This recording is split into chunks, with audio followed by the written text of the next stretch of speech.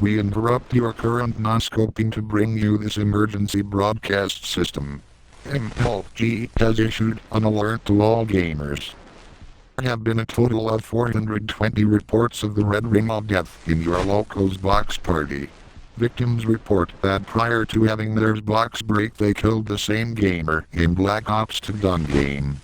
The reports all say that after fragging gamer XXX_Black Death_XXX in Nuketown the system, which the reportees were using mysteriously broke and, upon further investigation has been hit with the Red Ring of Death. Guidelines to ensure you keep gaming are 1.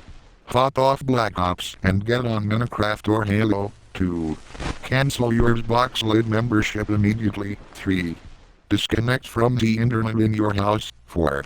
Sub to Drama Alert in YouTube and tune into DJ Keemster's broadcast to receive further details.